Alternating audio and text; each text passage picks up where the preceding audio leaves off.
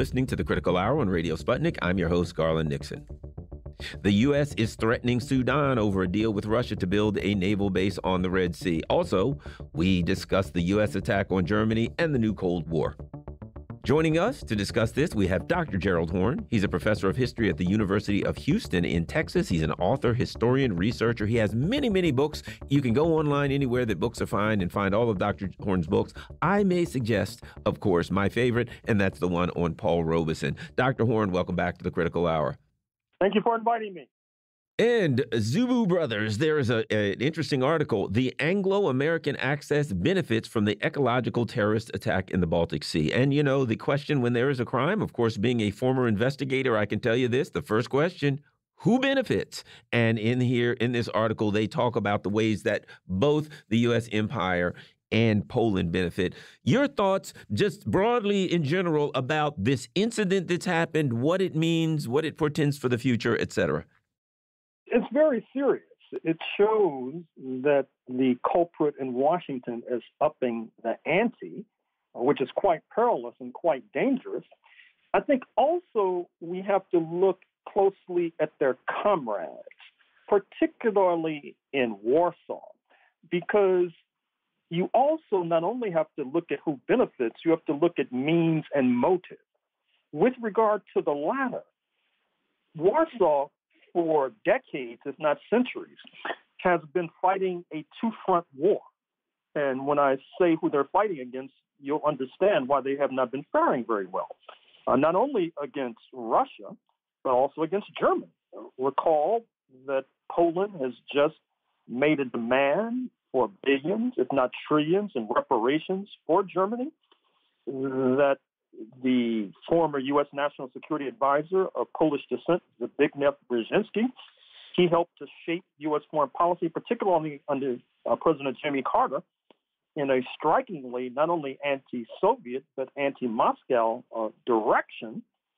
And if you look at the sabotage of the pipeline, which takes place in the Baltic region, that is to say, takes place in a NATO lake, it tends to lead one to think that Poland, in league with its comrades in Washington, and not to mention their comrades in the Baltic so-called republics, Estonia, Latvia, and Lithuania, had means and motive to effectuate this sabotage, which will harm the German economy further and likely will also compromise the ability of Moscow to continue supporting or supplying energy westward in case there is some peace agreement in Ukraine in motion.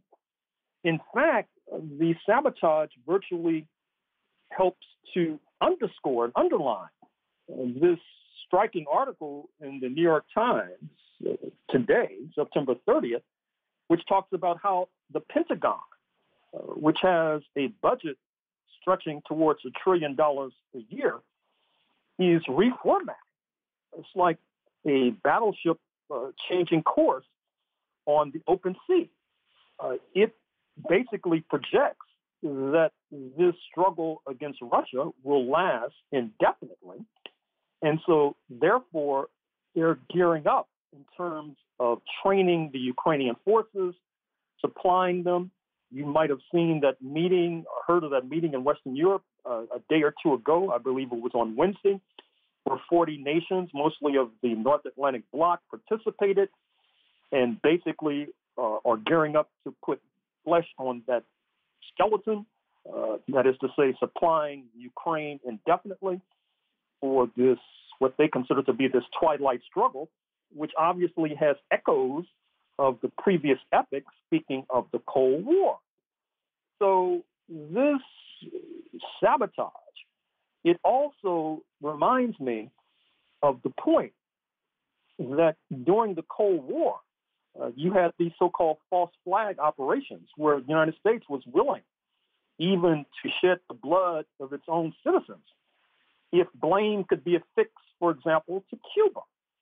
So it would be naive, if not ridiculous, to suggest that Washington would not be so provocative as to up the ante against a nuclear power, because I think that Washington realizes that time is not on their side, that with every passing day, China and Russia gain strength and momentum. You might have seen the recent news report about China finally developing a commercial airliner that probably will wipe the floor with Boeing, Boeing being a major earner of export dollars for the United States of America. Boeing attaining a small fortune in recent years by selling aircraft to the People's Republic of China.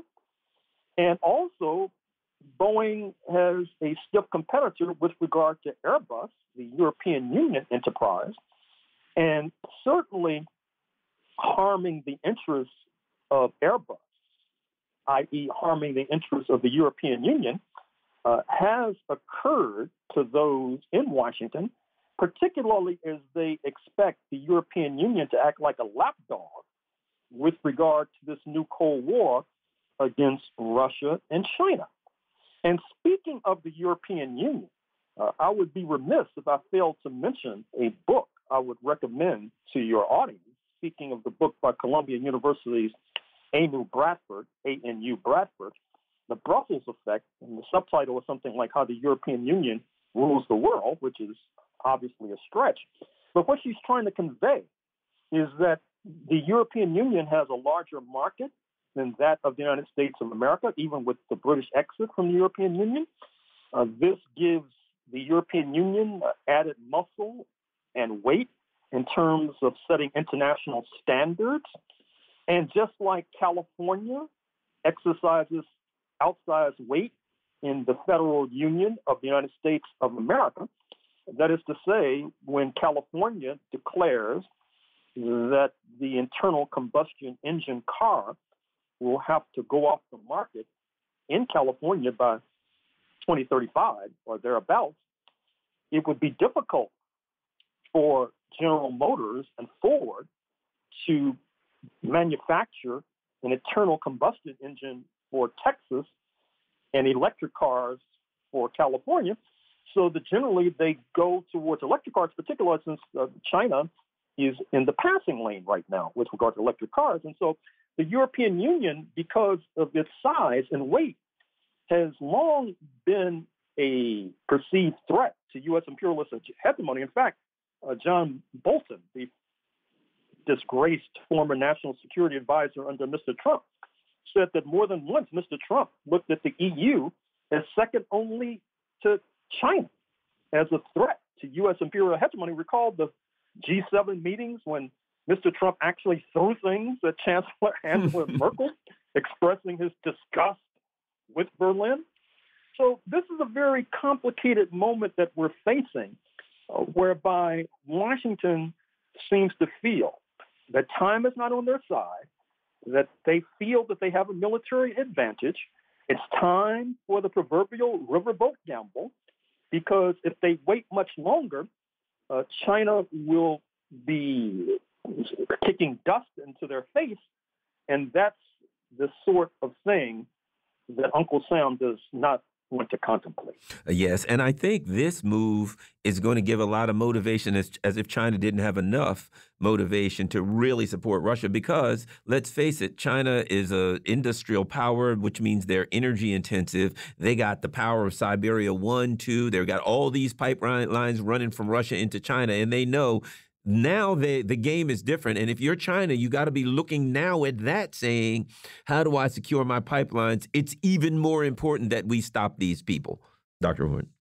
Certainly. And obviously, Washington concomitantly feels the same way.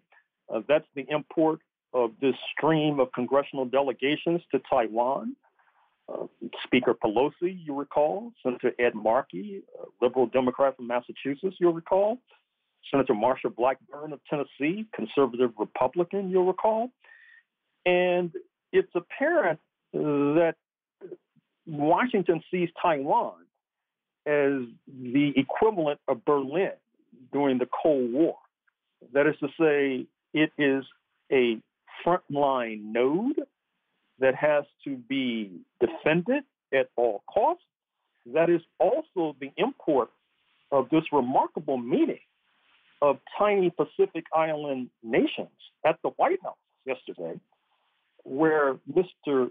Biden is trying to round up a Pacific Island posse and to create some sort of cordon around China and pay close attention to the Solomon Islands, where you may have noted that there are melanin-rich leaders, Melanesians, who look like who could fit in very well on the Howard University campus.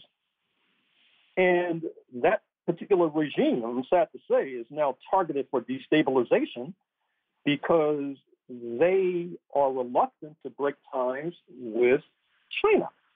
And if I may, just a point of personal privilege, Garland, you may recall that some years ago I did a book on those Pacific Islands where I talked about how after the U.S. Civil War, U.S. enslavers who were defeated migrated westward and began to enslave dark-skinned Melanesians, like the leader of the Solomon Islands, and transport them towards a neo-slavery fate in Queensland, Australia.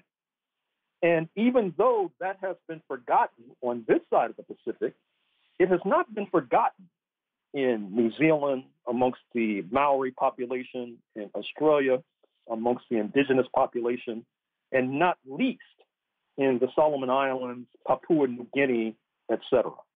Here's another, and I think moving in that direction, a perfect segue for this particular article. U.S. threatens African nation over Russian military base plan. Washington's new ambassador to Sudan has said there would be consequences for hosting a Russian naval base. Kind of sounds Gregory Meeks-esque there, Dr. Horne. Well, I'm happy that you mentioned Congressman Meeks of the Congressional Black Caucus, who's carried legislation that would threaten African nations who refuse to sign on to the sanctions crusade against Russia. This is an example of gunboat diplomacy that we thought had been discredited in the 20th century, apparently not. And this is the sort of muscular diplomacy, or what might be called coercive diplomacy, that has been used historically against independent Africa. It's one of the reasons why independent Africa is so reluctant to align with U.S. imperialism, because as sovereign states, they do not want to be bullied. And it also reminds me of a meeting in Rotterdam in the Netherlands that flew under the radar just a few weeks ago. It was supposed to be a high-level summit between African leaders and European leaders with regard to climate and the climate emergency. But either because European leaders are so distracted by Ukraine, or perhaps because they have ultimately disrespect for African leaders, only one European leader showed up, and that was the Prime Minister of the Netherlands, Mark Rutte. And this left Macky Sall, the leader of Senegal and the titular leader of the African Union, quite upset. The same holds true for Mr. Tshisekedi, the leader of the Democratic Republic of the Congo. And so it seems that the North Atlantic Bloc proceeds with ill grace when they basically slap African leaders in the face with regard to their not showing up at Rotterdam, and then pivot on a dime and try to twist the arm of African leaders with regard to joining the crusade against Russia. But as President Museveni of Uganda put it during the recent visit of Sergei Lavrov, the Russian foreign minister, Mr. Museveni said it well. He says, we are capable of developing our own enemies. We do not necessarily have to adopt your enemies. He did not say, with regard to the latter, that if we're going to adopt an enemy, we may peer across the Atlantic and, in fact, look directly at that settler colony on the west bank of the Atlantic Ocean. Last article, it's a Tricontinental Institute, Vijay Prasad's home organization. The United States is waging a new Cold War, a socialist perspective. The thing I think that's interesting, they talk about that is that the term short-term pain for long-term gain, but the little guy takes the short-term pain and the big guy takes the long-term gain. Your thoughts? We got about 3.5 minutes, Dr. Horne. Well, certainly. And, the sadist in chief in Washington, D.C., believes heartily in inflicting pain upon others, particularly those that are perceived as not able to resist. In the first instance, historically, that has meant the African continent, the site and source of centuries of free labor that helped to develop this superpower. And I do not think that it boggles the imagination to suspect that Washington appreciated quite well that exploitative relationship with Africa, which was akin to the rider and the horse, with Washington being the rider and Africa being the horse. But alas, I truly believe that those days are far behind, that with the rise of the BRICS, Brazil, Russia, India, China, South Africa, with the rise of the Shanghai Cooperation Organization, headed by Beijing and Moscow, and including Iran, India, with the capitulation of Mr. Biden at the United Nations Security Council, General Assembly meeting just last week, where he suggested adding an African nation, unnamed thus far, to the top table to the United Nations Security Council. That, in a sense, was a recognition of reality. It was also a recognition that Washington feels it needs backup with regard to its confrontation with Russia and China. It feels that it can gain that backup by co-opting Africa. But once again, just as with this conflict Washington has launched in Ukraine, I really don't think that they've estimated accurately or adequately the correlation of forces politically, and that they're bound to be disappointed if they think that African nations are going to sign on to U.S. imperial hegemony. Yes, I think you are right. I think the first big shock they got was when they found out, oddly, that that India wouldn't join forces with the UK against Russia. Possibly they hadn't read any history books about the interactions between India and the UK. We've been talking with Dr. Gerald Horne. He's a professor of history at the University of Houston in Texas. He's an author, historian, and researcher. He's got upwards of 30 books out there. Lots of them. You can go to anywhere where books are sold online and find Dr. Horne's books. I will always suggest the one